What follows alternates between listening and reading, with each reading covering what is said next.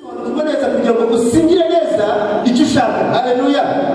Iyo udasobanukiwe neza n'icyo uri gukora ntabwo ubasha kumenya neza nta n'ubwo ubasha kukigeraho.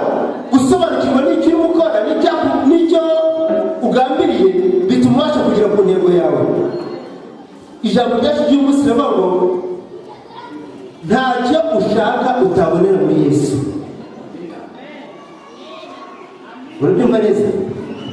Nta na kimwe ushaka wowe utabonera muri Yesu. Tugira ibintu bitandukanye dushakisha mu buzima bwacu.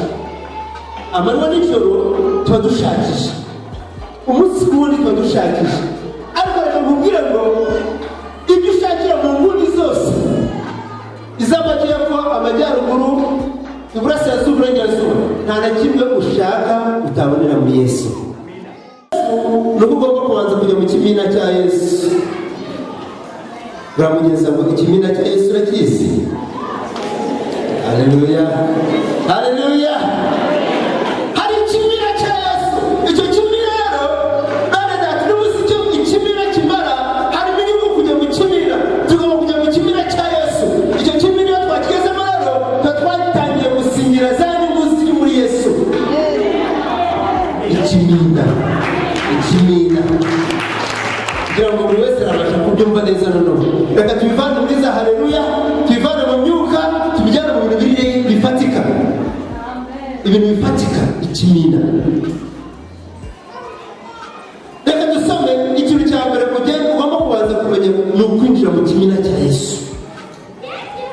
Luka 9:23. Turaza gusoma na Luka 10:24. Kaduhere Luka 9:23. Haravuga abwira bose ati uwo ni Yesu.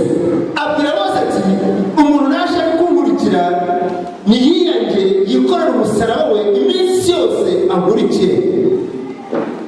Bwira mugenzi wawe umusaraba wawe uramuzi cyangwa se imisaraba yawe urayizi? Hari umusaraba abenshi tubuze umusaraba. Hari igihe dutekereza igiti kibaje muri ubu buryo.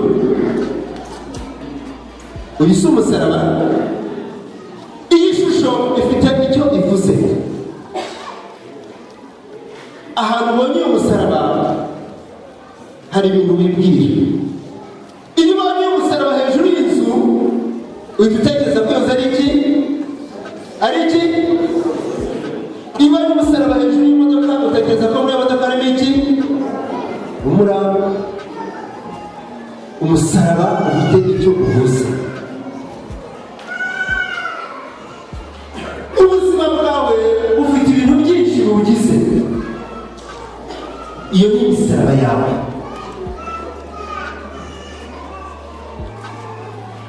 Ubuzima bwanjye bufite ibintu byinshi biwugize cyangwa se biwuranga. Iyo ni imisaraba yanjye. Iyo umaze kumenya neza ko muri iyo misaraba hari imisaraba ikunezeza, nk'uko twabonye ko hari umusaraba iyo tubonye hejuru y'inzu tubona ko hari inzu y'iki? Y'Imana. Iyo tugeze mu nzu y'Imana tuyote turanezerewe. Hari n'undi musaraba ufite iyo ubonye haza agahinda n'ibibazo. Twabonye umusaraba hejuru y'imodoka usoma iki? Ahantu hari umuntu wabuze ubuzima bwe haba hari agahinda, haba hari imibabaro, haba hari n'amarira. Yesu arakubwira ngo umuntu utabasha gukora umusaraba ngo amurikire ntashobora kuba umwigishwa wanjye. Kuri 27 bishoboye muri gusobanura ko Luka 10:24 ngo utikora umusaraba we ngo amurikire ntashobora kuba umwigishwa wanjye. Umuntu uri mu kimina cya Yesu yitwa umwigishwa. Amina. Amina. Kandi umuntu uri mu kimina cya Yesu agomba kumenya imisaraba ye. Ari gushimisha, ari bite, n'imubabaza. Icyo ni kimwe. Haleluya. Amina. Haleluya. Amina. Ijambo ry'Imana rivuga ngo Yesu arushyira abaremerewe muze musange. Ntabwo ushobora kumenya ko uremerewe utazi n'ikuremeresha. Tubyumvikana neza. Kumenya ibishira Yesu bikuremereye ugomba kubanza kumenya ute kubimenya. Umusaraba wawe uyu munsi ni uwuhe?